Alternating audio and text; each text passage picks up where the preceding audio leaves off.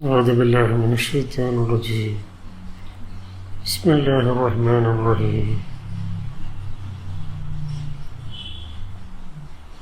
ഇരു കക്ഷികൾ തമ്മിലുണ്ടായ സംഭാഷണത്തിൻ്റെ അകമ്പൊരുൾ വിശുദ്ധ ഖുർആനിലെ സൂറത്ത് അൽ കഹഫിൽ നിന്ന് ആയത്ത് 32. വദ്രിബ് ലഹും മസലൻ റജുലൈനി, നീ അവർക്ക് രണ്ടാളുകളുടെ മസല് അഥവാ ഉദാഹരണം പറഞ്ഞു കൊടുക്കുക. രണ്ട് പേർ തമ്മിലുള്ള സംഭാഷണവും അതിലൂടെ ചുരുളടിയുന്ന ഒരു ചരിത്ര സംഭവവുമാണ് ഈ ഉദാഹരണത്തിലെ വിഷയം. അത് മുഹമ്മദ് നബി സല്ലല്ലാഹു അലൈഹി വസല്ലമയുടെ ഉമ്മത്തിന് ഗുണപാഠമാകാൻ ഉദ്ദേശിച്ചിട്ടുള്ളതാണ്. അതിൻ്റെ ആഖ്യാനം അള്ളാഹുവിൻ്റെ ഹിക്മത്തിൻ്റെ സൗകുമാര്യം പ്രകടമാക്കുന്നു. രണ്ടു പേരിലൊരാൾക്ക് അള്ളാഹു ഫലസമൃദ്ധിയാൽ അനുഗ്രഹിക്കപ്പെട്ട ദൃശ്യവും അദൃശ്യവുമായ രണ്ട് മുന്തിരിത്തോട്ടങ്ങൾ നൽകി. കൂടാതെ അയാൾക്ക് അധികാരബലവും സമ്മാനിച്ചു. സമ്പത്തും അധികാരവും അയാളെ ഗർവിഷ്ഠനാക്കി. അയാൾ ആഖിറം എന്ന അദൃശ്യ തോട്ടത്തെ ഉപേക്ഷിച്ച് ലൗകിക തോട്ടത്തെ പിടി അങ്ങനെ ശിർക്ക് അനുഷ്ഠിച്ചു. തനിക്ക് സന്മാർഗം ഉപദേശിച്ച ദരിദ്രനായ സുഹൃത്തിനെ അധമനായി കണ്ടു. സുഹൃത്ത് പറഞ്ഞു, അല്ലാഹു നിന്റെ തോട്ടത്തെ നശിപ്പിച്ചേക്കാം, എനിക്കിതിനേക്കാൾ ഹൈറായ തോട്ടം നൽകിയേക്കാം. സുഹൃത്തിൻ്റെ പ്രവചനം വരും തലമുറയ്ക്ക് ഗുണപാഠമൊരുക്കുന്ന ചരിത്ര സത്യമായി. സൂറത്ത് കഹഫിൽ 32 മുതൽ 46 വരെയുള്ള ആയത്തുകളിലാണ് പ്രസ്തുത ഉദാഹരണം. ആയത്ത് 32 മുഴുവൻ രൂപം. വദ്രിബ് ലഹും മസലൻ റജുലൈനി ജഅൽനാ ലിഹാദിഹിമാ ജന്നതൈനി മിൻ അനാബിൻ വഹഫഫ്നാഹുമാ ബിനഖ്ലിൻ വജഅൽനാ ബൈനഹുമാ സറഅ. നീ അവർക്ക് രണ്ടാളുകളുടെ ഉദാഹരണം പറഞ്ഞു കൊടുക്കുക. അവരിലൊരാൾക്ക് നാം 2 മുന്തിരിത്തോട്ടങ്ങൾ നൽകി, അവയ്ക്ക് ചുറ്റും ഈന്തപ്പനകൾ വളർത്തി, അവയ്ക്കിടയിൽ ധാന്യകൃഷിയിടവും ഉണ്ടാക്കി.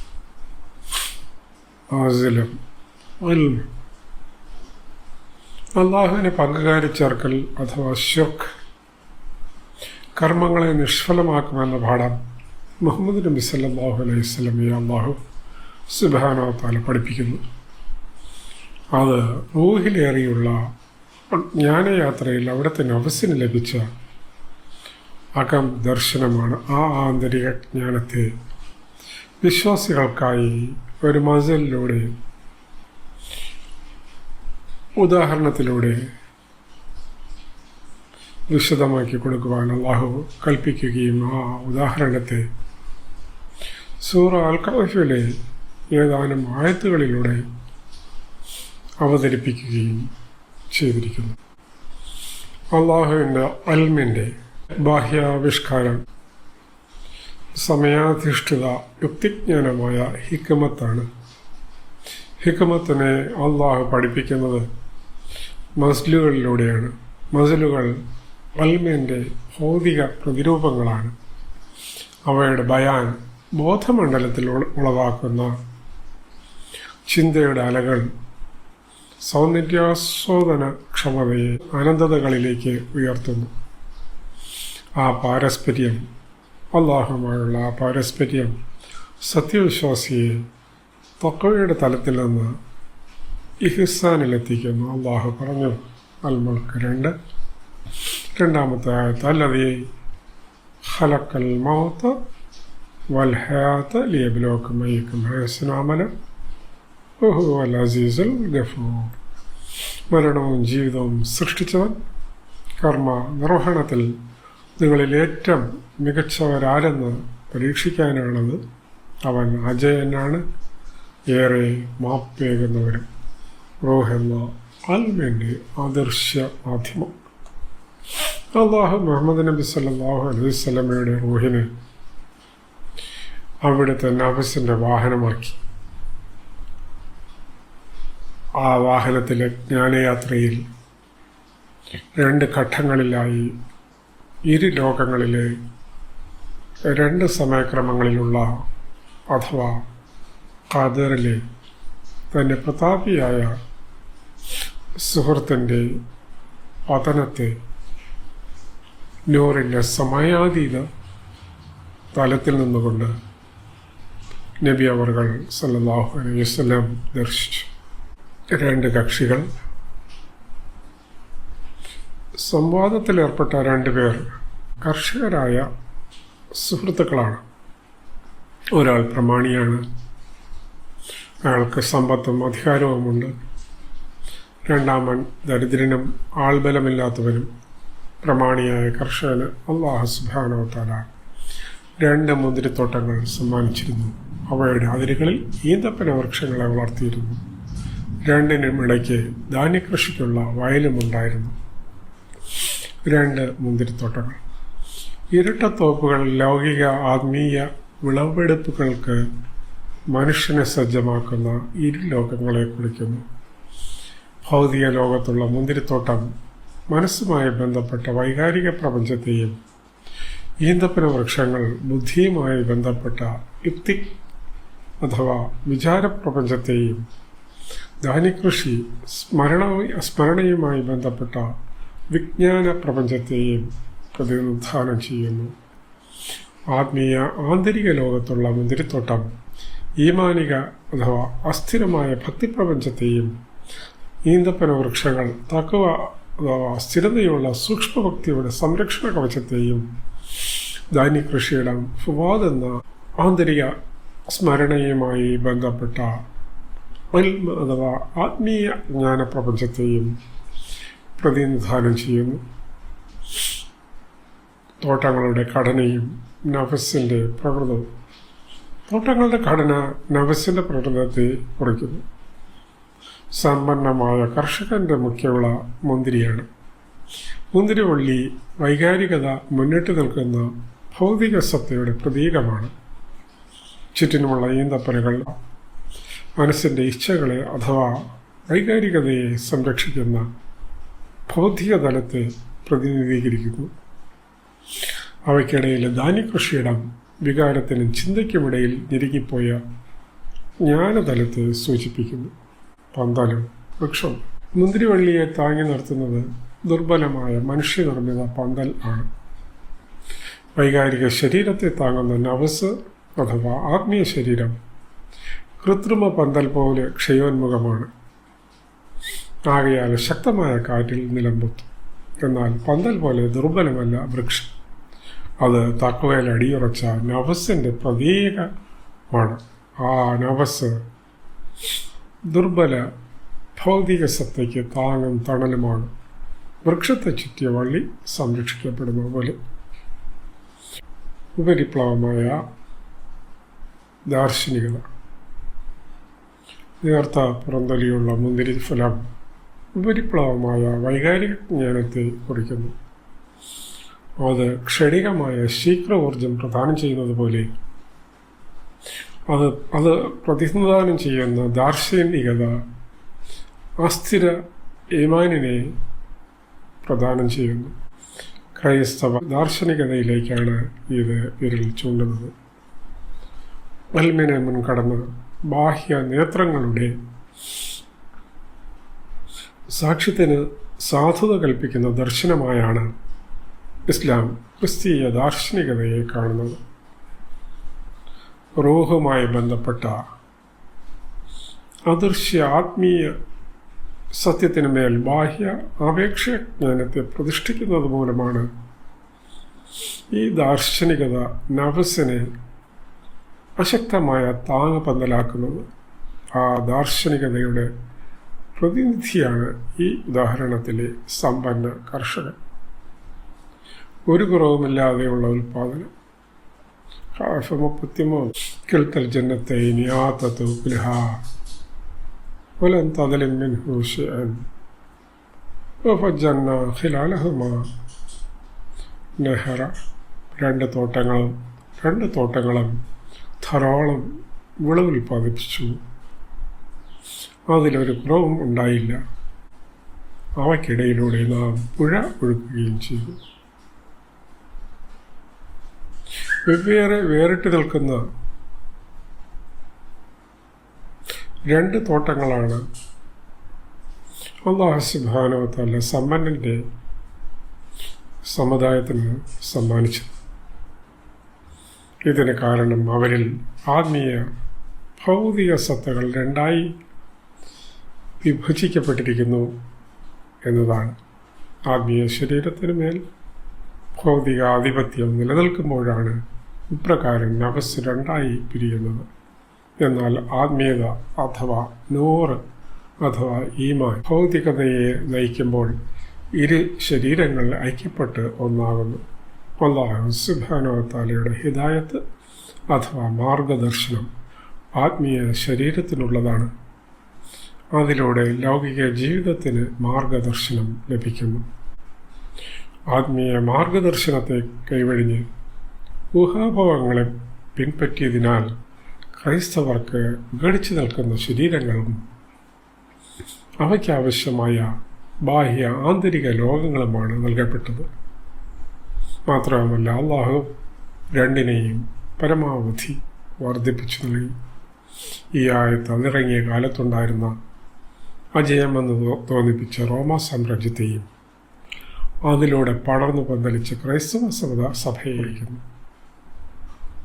അല്ലാഹുവിൻ്റെ റഹ്മത്തിൻ്റെ പുഴ ഉത്ഭവിക്കുന്നത് നഫ്സിൽ നിന്നാണ്, അഥവാ ആത്മീയ ലോകത്തു നിന്നാണ്.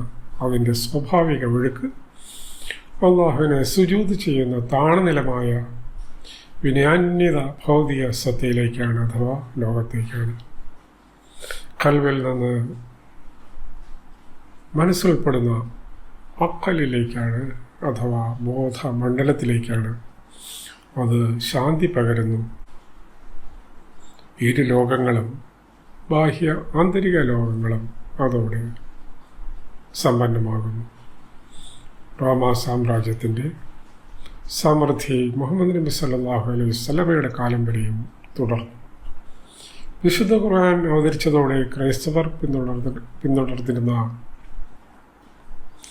ദർശനത്തിന് ആധാരമായ സംഭവത്തിൻ്റെ നിജസ്ഥിതി അല്ലാഹു വെളിപ്പെടുത്തി കൊടുത്തു.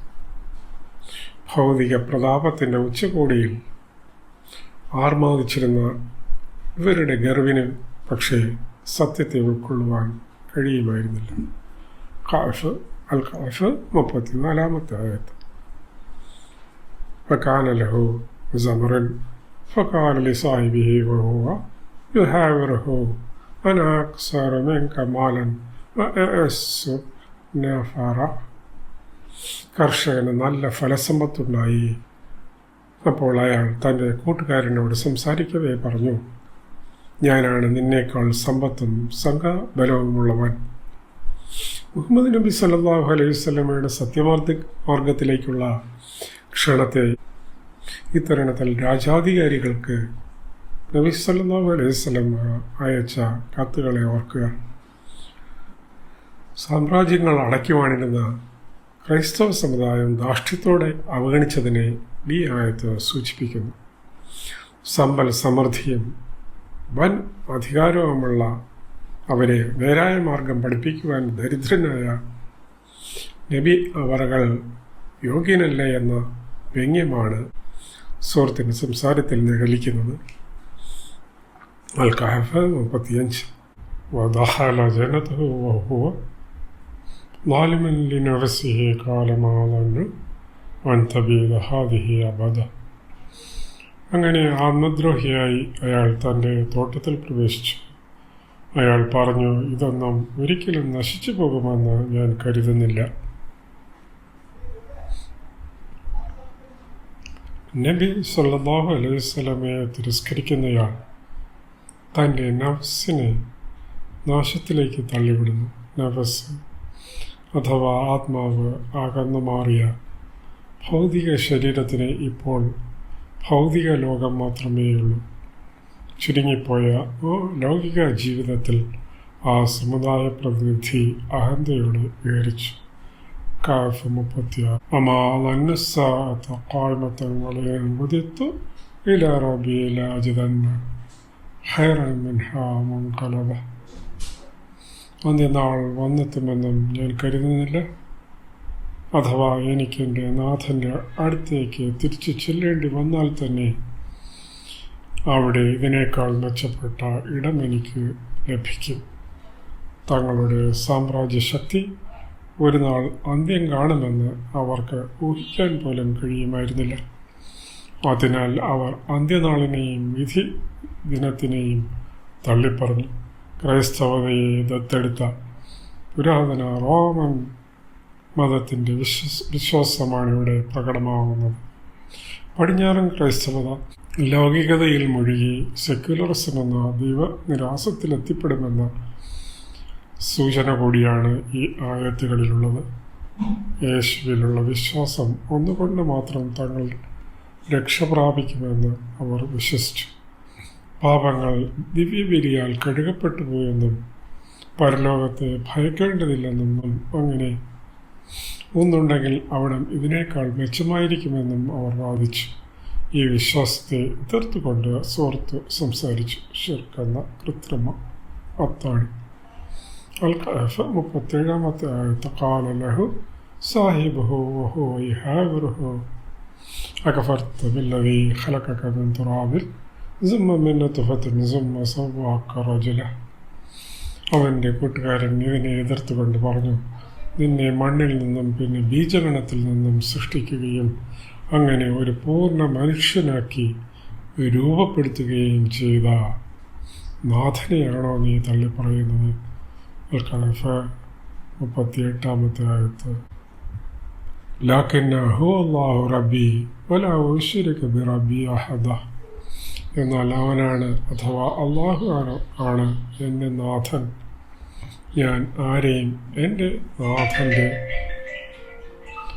പങ്കാളിയാക്കുകയില്ല. സൃഷ്ടാവായ അള്ളാഹുവിൽ അവിശ്വസിക്കുകയോ അവനെ തള്ളിപ്പറയുകയോ ചെയ്യുന്നതിലൂടെ സൃഷ്ടിപൂജ അഥവാ ശിർക്കാണ് ചെയ്യുന്നതെന്ന് ഈ ആയത്തുകളിലൂടെ അള്ളാഹു സുബ്ഹാനഹു വ തആല പഠിപ്പിക്കുന്നു. ഭൗതിക സത്ത ആത്മീയ സത്തയ്ക്ക് മേൽ അഥവാ നഫ്സിന് മേൽ ആധിപത്യം സ്ഥാപിക്കുമ്പോഴാണ് അത് സംഭവിക്കുന്നത്. സൃഷ്ടിയോടുള്ള ആരാധനയും തേടലും ഭൗതിക സത്തയെ മനസ്സിനെ ശക്തിപ്പെടുത്തും. മനസ്സ് അഥവാ സദർ നഫ്സിലെ ഹൃദയത്തെ അഥവാ ഖൽബിനെ അടിമപ്പെടുത്തും. വള്ളിയെ അത് ചുറ്റിയ മരത്തെ കീഴടക്കി നശിപ്പിക്കുന്നത് പോലെ ഭൗതിക സത്ത എന്ന വള്ളിയെ സംരക്ഷിക്കുവാൻ നിയോഗമുള്ള നഫ്സ് എന്ന വൃക്ഷം ശുഷ്കമായി അന്യവൽക്കരിക്കപ്പെടും. നഫ്സിൻ്റെ സ്ഥാനത്ത് മനസ്സ് ഊഹാപോഹങ്ങളുടെ അടിത്തറയിൽ നാശോന്മുഖമായ കൃത്രിമ പന്തലുണ്ടാക്കി അതിനെ അത്താണിയാക്കുന്നു. ഒരു വ്യക്തിയുടെ ആത്മാവിനെ നശിപ്പിക്കുന്ന മനുഷ്യനിർമ്മിത അത്താണിയാണ് ആ ശിർക്ക് എന്ന പന്തൽ. അന്യ നഫ്സിനോടുള്ള തേടൽ അതിരുവിട്ട ശിർക്ക്. നേരായ മാർഗം സ്വീകരിച്ച വ്യക്തിയെ നയിക്കുന്നത് നഫ്സാണ്. അപ്പോൾ നഫ്സിന് ഭൗതിക സത്തയ്ക്ക് മേൽ നിയന്ത്രണം ഉണ്ടാകും. അതിനായി നഫ്സ് സ്വന്തം അസ്തിത്വം തേടുന്ന വൃക്ഷവള്ളി പോലെ അഹന്ത വെടിഞ്ഞ് താണ് കൊടുക്കണം. അപ്പോൾ അള്ളാഹു അവൻ്റെ നൂറ് കൊണ്ട് നഫ്സിനെ നയിക്കും. ആ നൂറിൻ്റെ സ്രോതസ് അവൻ്റെ ചൊൽപ്പടിയിൽ മാത്രം വർത്തിക്കുന്ന റൂഹാണ്. അള്ളാഹു ഉദ്ദേശിക്കുന്ന മാത്രയിൽ അവൻ്റെ ദാസന് റൂഹിലൂടെ നൂറ് പകർന്നു കിട്ടുന്നു. അത് ഹിദായത്തിൻ്റെ അഥവാ മാർഗദർശനത്തിൻ്റെ അനവധി തലങ്ങളെ തുറന്നു കൊടുക്കുന്നു. അള്ളാഹു പറഞ്ഞു, അവൻ ഉദ്ദേശിക്കാത്തതൊന്നും തന്നെ ആരും ഉദ്ദേശിക്കുന്നില്ല. അവൻ്റെ ഉദ്ദേശ്യം ആത്മീയ ഉദ്ദേശ്യമാണ്. അത് നഫ്സിന് റൂഹിലൂടെ ലഭിക്കുന്ന നൂറാണ്. നഫ്സിൽ നിന്നും പുറപ്പെടുന്ന റഹ്മത്തിൻ്റെ നീരൊഴുക്കുകളിൽ അഥവാ ബാഹ്യജ്ഞാനത്തിൽ നന്മ തിന്മകളുടെ ശരി തെറ്റുകളുടെ ഗുണദോഷ സമ്മിശ്രമായ സസ്യങ്ങൾ ഇടകലർന്ന് വളരുന്നു. സത്യാസത്യങ്ങൾ ഇടകലർന്ന് വളരുന്നു. നൂറ് നൽകുന്ന ആത്മീയ ദർശനം അഥവാ സൂക്ഷ്മജ്ഞാനം അഥവാ തഖ്വ നന്മകളെ വളർത്തുന്നു, തിന്മകളെ ഇല്ലായ്മ ചെയ്യുന്നു. അതിനായി ഒറ്റയ്ക്കും കൂട്ടായും അല്ലാഹുവിനോടുള്ള പ്രാർത്ഥന നമസ്കാരത്തിൻ്റെ അവിഭാജ്യ ഘടകമാണ്. എന്നാൽ ജീവിച്ചിരിക്കുന്നതോ മരണപ്പെട്ടതോ ആയ നഫ്സുകളോടുള്ള യാതൊരുവിധ തേടലും, അത് ഭൗതികമോ ആത്മീയമോ ആയിക്കൊള്ളട്ടെ, അതിരുവിട്ട ശിർക്കാണ്. കാരണം സ്വന്തമോ അന്യമോ ആയ റൂഹിന്മേലുള്ള നിയന്ത്രണാധികാരങ്ങൾ ഒരു നഫ്സുമായും അല്ലാഹു പങ്കുവയ്ക്കുന്നില്ല. ഭൗതിക സത്തയുടെ ശിർക്ക് ഖൽബിനെ നഫ്സിനെ കെട്ടതാക്കും. ആ നഫ്സുകൾ നൂറിനാൽ നയിക്കപ്പെടുകയില്ല. പകരം അവർ ഊഹാപോഹങ്ങളെ ആശ്രയിക്കും. അവർക്ക് അല്ലാഹുവുമായി സത്യത്തിലൂന്നിയ ആത്മീയ ബന്ധം അന്യമാവും. ബാഹ്യലോകത്തെ ജീവിത സന്ധാരണത്തിനാവശ്യമായ ഭൗതിക തല കൊടുക്കൽ വാങ്ങലുകളുമായി ബന്ധപ്പെട്ട തേടൽ ശിർക്കിൻ്റെ പരിധിയിൽ വരുന്നതല്ല. അല്ലാഹു പറഞ്ഞു, നബിയെ പറയുക, റൂഹ് എൻ്റെ നാഥൻ്റെ വരുതിയിലുള്ള കാര്യമാണ്.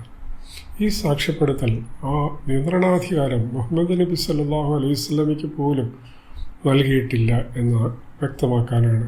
അല്ലാഹു പറഞ്ഞു, അല്ലാഹുവിൻ്റെ ദൂതന്മാർക്ക് അവൻ്റെ സന്ദേശം എത്തിക്കുന്ന കടമ മാത്രമേ ഉള്ളൂ. ഹിദായത്ത് അവരുടെ കഴിവിൽ വരുന്നതല്ല, അത് അവൻ്റെ ഇച്ഛപ്രകാരം മാത്രം സംഭവിക്കുന്നതാണ്. ഖൽബിൻ്റെ തിളക്കം. ആയത്ത് അന്നൂർ അവലംബം. റൂഹ് നൂറിൻ്റെ കിരണങ്ങൾ ഉതിർക്കുന്നത് ഖൽബ് തിളങ്ങുമ്പോഴാണ്. ഖൽബ് തിളങ്ങുന്നത് അല്ലാഹുവിൻ്റെ ആയത്തുകൾ പാരായണം ചെയ്യുമ്പോഴാണ്. അതിൽ ഏറ്റവും ഹൈറായത് അല്ലാഹുവിൻ്റെ ഹക്കുൽ യഖീനായ അഥവാ ആത്യന്തിക സത്യമായ ഖുർആനിൻ്റെ പാരായണമാണ്. അതിനാൽ ആരാധനയിൽ ഖുർആൻ ആയത്തുകളുടെ പാരായണം ആവശ്യമാണ്. ഇരു ശരീരങ്ങളെ ഒന്നിപ്പിക്കുന്ന ആത്മീയ സൂക്തം അൽ-കഹഫ് 39. വലൗല ഇദ് ദഖൽത ജന്നതക ഖുൽത മാ ശാ അല്ലാഹു ലാ ഖുവത ഇല്ലാ ബില്ലാഹ് ഇൻദറനി അന അഖല്ല മിൻക മാലൻ വ വലദ. നീ നിന്റെ തോട്ടത്തിൽ പ്രവേശിച്ചപ്പോൾ നിനക്കിങ്ങനെ പറഞ്ഞുകൂടായിരുന്നോ, ഇത് അള്ളാഹു നിശ്ചയിച്ചതാണ്, അള്ളാഹു ഇച്ഛിച്ചതാണ്, അള്ളാഹുയെ കൊണ്ടല്ലാതെ യാതൊരു ശക്തിയും സ്വാധീനവുമില്ല. നിന്നേക്കാൾ സമ്പത്തും സന്താനങ്ങളും കുറഞ്ഞവനായ നീ എന്നെ കാണുന്നുവെങ്കിൽ ലൗകിക അലൗകിക ജീവിതങ്ങളുടെ 2 തോട്ടങ്ങൾ അള്ളാഹു അയാൾക്ക് നൽകിയിരുന്നു. സത്യത്തിലൂന്നിയ ആത്മീയത വഴി നടത്തുന്ന ഭൗതിക ജീവിതമായിരുന്നു അയാളുടേതെങ്കിൽ അള്ളാഹു അയാൾക്ക് ഉദ്ദേശിച്ചു നൽകിയതിൽ നന്ദി പ്രകാശിപ്പിക്കുമായിരുന്നു. അപ്പോൾ മാഷാ അല്ലാഹു ലാ ഖുവത ഇല്ലാ ബില്ലാഹ് എന്ന അന്തരംഗ പ്രസ്താവന ഇരു ലോകങ്ങളെ അഥവാ ഇരു ജീവിതങ്ങളെ അഥവാ ഇരു സത്തകളെ ഒന്നിപ്പിക്കുന്നതാകുമായിരുന്നു. അള്ളാഹുവിനെ തള്ളിക്കളഞ്ഞ അയാൾക്ക് ഇപ്പോഴുള്ളത് തൻ്റെ ശക്തിയിലും സ്വാധീനത്തിലും മാത്രം വിശ്വസിക്കുന്ന, അവയെ ആശ്രയിക്കുന്ന അഹങ്കാരത്തിൻ്റെ ഭൗതിക ലോകം മാത്രമാണ്. പണവും പദവിയുമില്ലാത്ത പാവം സുഹൃത്ത്. 2 തോട്ടങ്ങളുള്ള ക്രൈസ്തവ പ്രതിനിധി അവരിലെ പ്രമാണിയായ ഭരണാധികാരിയെ കുറിക്കുന്നു. അയാളുടെ മേധാവിത്വ ബോധവും ദരിദ്ര കർഷകൻ്റെ പ്രത്യാശയും 34 മുതലുള്ള ആയത്തുകളിൽ കാണാം. അതിൽ ഇരുവരുടെയും ആദർശ നിലപാടുകളെ വെളിവാക്കുന്നു. ക്രൈസ്തവ പ്രമാണി തൻ്റെ സുഹൃത്തിനെ ഇകഴ്ത്തിക്കൊണ്ട് പറഞ്ഞു, 34 ആയത്ത്, അന അക്സറ മിൻക മാലൻ വ അഅസ്സ നഫറ, ഞാനാണ് നിന്നേക്കാൾ സമ്പത്തും സംഘബലമുള്ളവരും. ഇകഴ്ത്തപ്പെട്ടയാൾ പറഞ്ഞു, കഫ് 39, ഇൻതറനി അന അക്കാലല്ല മെങ്കമാലോ ഓ വലത, നിന്നേക്കാൾ സമ്പത്തും സന്താനങ്ങളും കുറഞ്ഞവനായി നീ എന്നെ കാണുന്നുവെങ്കിൽ. കാഫ് 40. ഫഅസാ റബ്ബി അൻ യുതിയനി ഖൈറൻ മിൻ ജന്നതിക വയുർസില അലൈഹാ ഹിസ്ബാനൻ മിനസ് സമാഇ ഫതുസ്ബിഹ സഈദൻ സലക. നിന്റെ നാഥൻ എനിക്ക് നിന്റെ തോട്ടത്തേക്കാൾ നല്ലത് നൽകിയേക്കാം. നിന്റെ തോട്ടത്തിൻ്റെ നേരെ അവൻ മാനത്ത് നിന്ന് വല്ല വിപത്തും അയച്ചേക്കാം. അങ്ങനെ അത് തരിശായ ചതുപ്പ് നിലമായേക്കാം. കാഫ് 41. ഔ തുസ്ബിഹ മൗഹ ഗൗറൻ ഫലം തസ്തതിഅ ലഹു ത്വലബ. അല്ലെങ്കിൽ അതിലെ വെള്ളം പിന്നീട് ഒരിക്കലും നിനക്ക് തിരിച്ചു കൊണ്ടുവരാനാകാത്ത വിധം വറ്റി വരണ്ടെന്നും വരാം. മാനത്ത് നിന്ന് വല്ല വിപത്തും വന്നാൽ നശിച്ചു പോകുന്ന തോട്ടമായി സമ്പന്നൻ്റെ തോട്ടത്തെ വിലയിരുത്തുന്നു.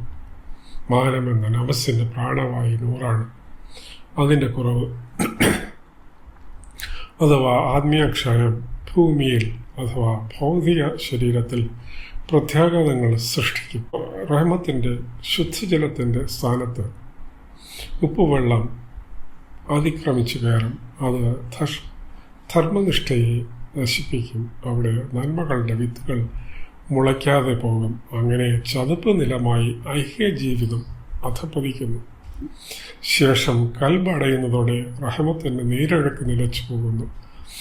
ഭൂമി എന്ന ഭൗതിക സത്ത ആത്മീയ നേട്ടങ്ങൾക്ക് അപര്യാപ്തമായ ഊഷരഭൂമിയായി മാറും. അപ്രകാരം പ്രയോജനരഹിതമായി മാറാവുന്ന ലൗകിക തോട്ടമാണ് സമ്പന്നൻ്റേത്. എന്നാൽ അയാളുടെ സുഹൃത്ത് പ്രത്യാശിക്കുന്നത് ആഖിറത്തിലെ ശാശ്വതമായ തോട്ടമാണ്. അത് സാധ്യതമാക്കുന്നത് സമ്പന്നമായ ആത്മീയ ലോകമാണ്. അതിനാൽ ലൗകിക തോട്ടത്തെ വിട്ടുകളഞ്ഞ് ഒരൊറ്റ ആത്മീയ തോട്ടം അഥവാ ജന്നത്ത് മാത്രമാണ് അള്ളാഹുവിൽ നിന്ന് കാക്ഷിക്കുന്നതെന്ന് 40-ാമത്തെ ആയത്ത് വ്യക്തമാക്കുന്നു. ആ അനന്ത അലൗകിക ലോകത്തിന് മാത്രമാണ് ലൗകിക ജീവിതത്തെ ഉൾക്കൊള്ളാൻ കഴിയുന്നത്. ഇരു സത്തകളെ ഒന്നിപ്പിച്ചൊന്നാക്കാൻ കഴിയുന്നത് മുഹമ്മദ് നബി സല്ലല്ലാഹു അലൈഹി വസല്ലമയുടെ വീടിനുള്ളിൽ പ്രവേശിച്ച സഹാബിയും പിൽക്കാല ഖലീഫയുമായ ഉമർ ബിൻ ഖത്താബ് റളിയല്ലാഹു അൻഹു റസൂൽ സല്ലല്ലാഹു അലൈഹി വസല്ലമയുടെ ദരിദ്രാവസ്ഥ കണ്ട് കരഞ്ഞുപോയി. നിലത്ത് തഴപ്പായയിൽ കിടന്നതിൻ്റെ അടയാളം അവിടുത്തെ ദേഹത്തുണ്ടായിരുന്നു. ഒരു നേരത്തെ ഭക്ഷണത്തിനുള്ള വക പോലും അവിടെ ഉണ്ടായിരുന്നില്ല. ഉമർ റളിയല്ലാഹു അൻഹയുടെ സങ്കടകാരണം തിരക്കിയ റസൂൽ സല്ലല്ലാഹു അലൈഹി വസല്ലമയോട് അദ്ദേഹം പറഞ്ഞു, ഈ അവസ്ഥ കണ്ട് ഞാൻ എങ്ങനെ കരയാതിരിക്കും? റോമിലെയും പേർഷ്യയിലെയും ചക്രവർത്തിമാർ നീര് റോകളുള്ള ഫലസമൃദ്ധമായ ഉദ്യാനങ്ങളിൽ വിശ്രമിക്കുമ്പോൾ അള്ളാഹുവിൻ്റെ തിരുദൂതരുടെ അവസ്ഥ ഇങ്ങനെ. റസൂൽ സല്ലല്ലാഹു അലൈഹി വസല്ലം പറഞ്ഞു,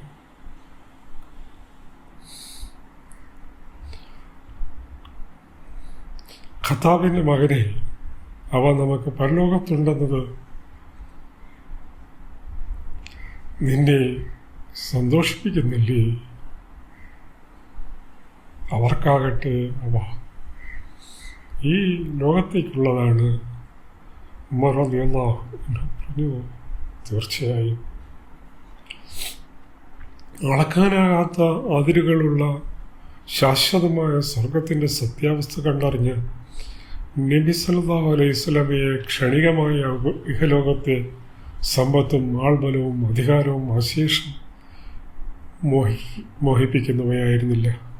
രണ്ടാളുകളുടെ ഉദാഹരണത്തിലെ ഭൗതിക വിളവെടുപ്പിൽ താല്പര്യമില്ലാത്ത രണ്ടാമനായ ദരിദ്ര കർഷകൻ്റെ വാക്കുകൾ ആ വ്യക്തി മുഹമ്മദ് സല്ലല്ലാഹു അലൈഹി വസല്ലമയാണെന്ന് വ്യക്തമാക്കുന്നു. അൽ കഹഫിലെ 40-ാമത്തെ ആയത്ത് അതിന് പ്രത്യേകമായി സാക്ഷ്യം വഹിക്കുന്നു.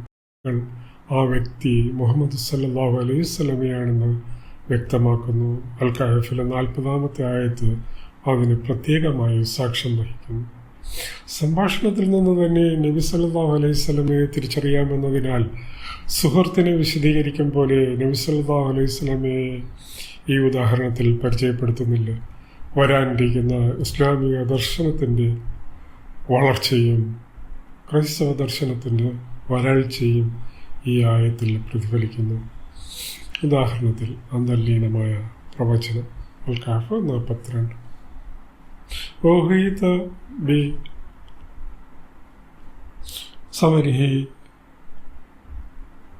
فأصبح يقلب كفيه على ما أنفق فيها وهي خاوية على عروشها ويقول يا ليتني لم أشرك بربي أحدا.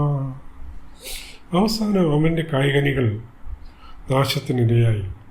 തോട്ടം പന്തലോടുകൂടി നിലംപൊത്തി. അത് കണ്ട് അയാൾ താൻ അതിൽ ചെലവഴിച്ചതിൻ്റെ പേരിൽ ഖേദത്താൽ കൈമലർത്തി.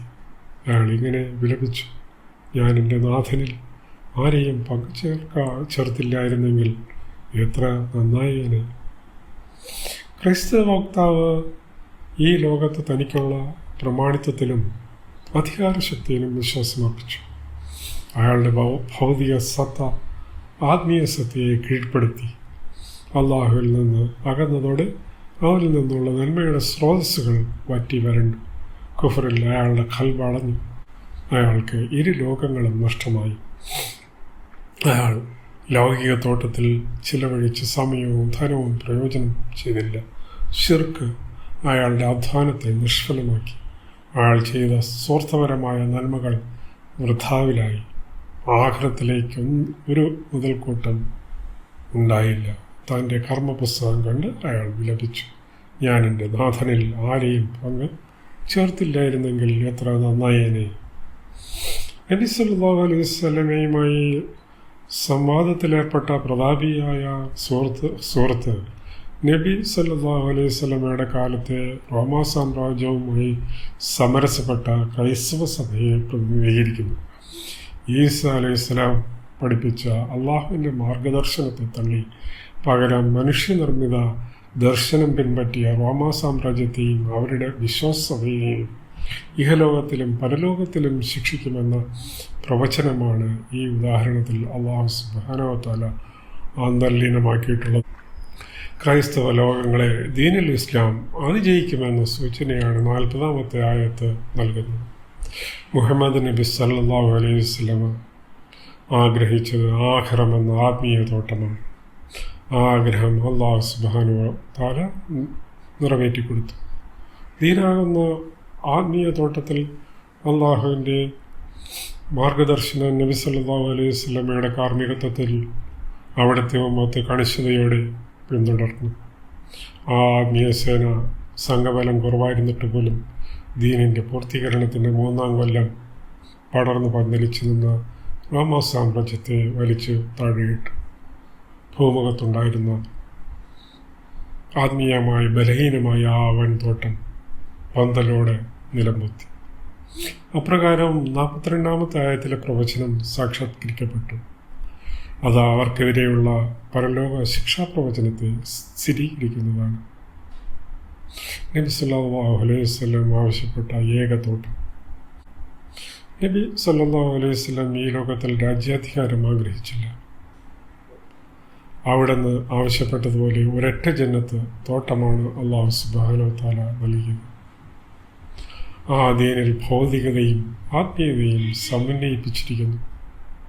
അഥവാ ആത്മീയതയിൽ അധിഷ്ഠിതമായ ഭൗതിക ജീവിതമാണ് ആ ദീൻ. മറിച്ച് അത് ഭൗതികയിൽ അധിഷ്ഠിതമായ ആത്മീയത ആകുമ്പോൾ ശിർക്കായി മാറും. അവിടുത്തെ ഉമ്മത്തിന് അള്ളാഹു നൽകിയത് നീതിനിഷ്ഠമായ അവൻ്റെ ആകാശത്തിന് കീഴിൽ വൈവിധ്യമാർന്ന ഈമാനിൻ്റെ ജ്ഞാനഫലങ്ങളും തഖ്വയുടെ ഈന്തപ്പനത്തോട്ടവും അൽമിൻ്റെ ധാന്യവയലുകളും അവയ്ക്കിടയിലെ ബസർ എന്ന ഉൾക്കാഴ്ചയുടെ സുഗന്ധ വ്യക്തിന കൃഷിയുമാണ്. സൂറത്ത് അർ-റഹ്മാനിൻ്റെ വ്യാഖ്യാനം കാണുക. സർവോപരി അവൻ അനുഗ്രഹിച്ചവർക്ക് നൂറിന്മേൽ നൂറായ ജ്ഞാനാതീത വെളിച്ചവും. അതുകൊണ്ട് തന്നെ ഭൗതിക അധികാരനഷ്ടം ദീനിനെ ഉലച്ചില്ല. അള്ളാഹു ദീനിൽ നിന്ന് വ്യതിചലിച്ച സമൂഹങ്ങൾക്ക് പകരമായി സിറാത്തുൽ മുസ്തഖീമിലേക്ക് പുതിയ ജനതയെ വഴി നടത്തുന്നു. ഇസ്ലാമിക സംസ്കാരത്തിന് ഇടം തീരെ കുറവായ പാശ്ചാത്യ രാജ്യങ്ങളിൽ ഇസ്ലാം അഭൂതപൂർവമായ രീതിയിൽ സ്വീകരിക്കപ്പെടുന്നത് അള്ളാഹുവിൻ്റെ ഈ പ്രഖ്യാപനത്തെ സ്ഥിരീകരിക്കുന്നതാണ്. ആ ജനതയെ സംബന്ധിച്ച് അള്ളാഹു പറഞ്ഞു, അൽ-കഹഫ് 38, وأما من آمن وعمل صالحا فله جزاء الحسنى وسنقول له من أمرنا يسرا.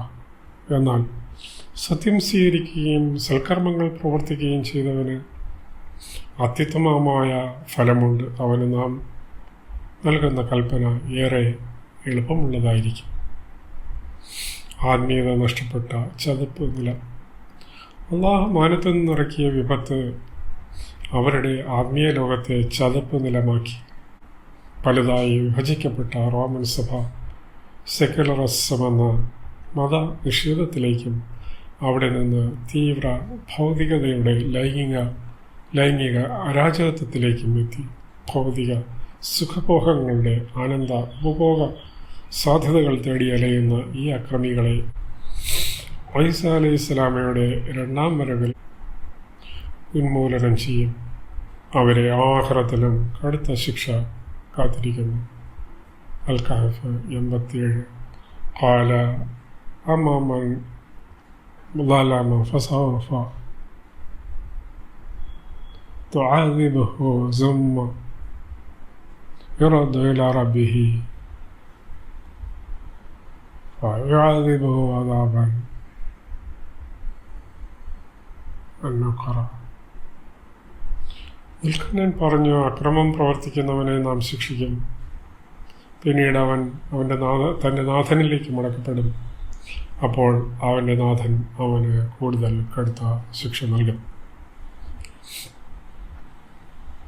വിനാശത്തെ അതിജയിച്ച വേറിട്ടൊരു ക്രൈസ്തവത. നബി സല്ലല്ലാഹു അലൈഹി വസല്ലമയുടെ വരവിന് ശേഷവും തങ്ങളുടെ വിശ്വാസ പാരമ്പര്യം അതേപടി നിലനിർത്തിപ്പോന്ന ഒരു ക്രൈസ്തവ വിഭാഗത്തെ വിശുദ്ധ ഖുർആൻ പരിചയപ്പെടുത്തുന്നു.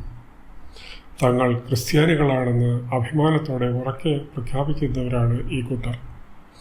അവർ റബ്ബാനിയത്തിൻ്റെ അഥവാ ആശ്രമ ജീവിതത്തിൻ്റെ വിനയവും പവിത്രതയും കാത്തു സൂക്ഷിക്കുന്നു. അവർക്ക് സാമ്രാജ്യത്വ മോഹങ്ങളില്ല. അവർ മുസ്ലിങ്ങളോട് അടുപ്പം പുലർത്തുവാൻ ആഗ്രഹിക്കുന്നു.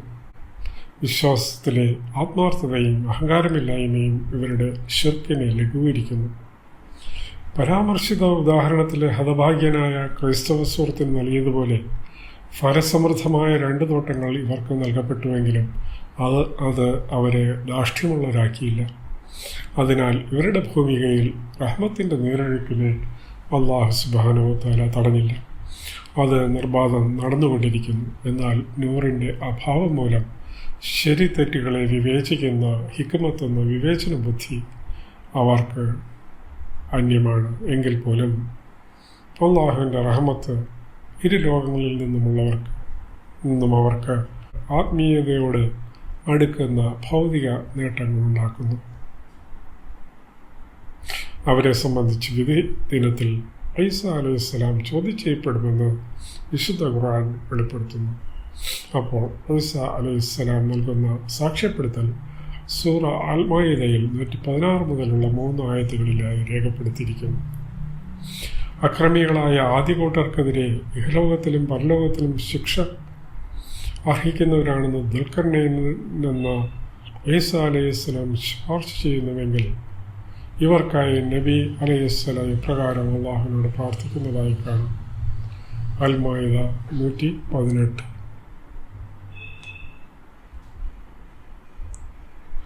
ഇൻ തുഅദിബുഹും ഫഇന്നഹും ഇബാദിക വഇൻ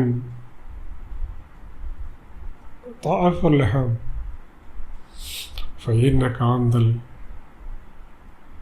العزيز الحكيم. നീ അവരെ ശിക്ഷിക്കുന്നുവെങ്കിൽ തീർച്ചയായും അവർ നിന്റെ അടിമകൾ തന്നെയല്ലോ. നീ അവർക്ക് മാപ്പേകുന്നുവെങ്കിലോ നീ തന്നെയാണല്ലോ പ്രതാപനും യുക്തിമാനും. അല്ലാഹു അഅലം, എല്ലാം അറിയുന്നവനാണ് മാത്രം.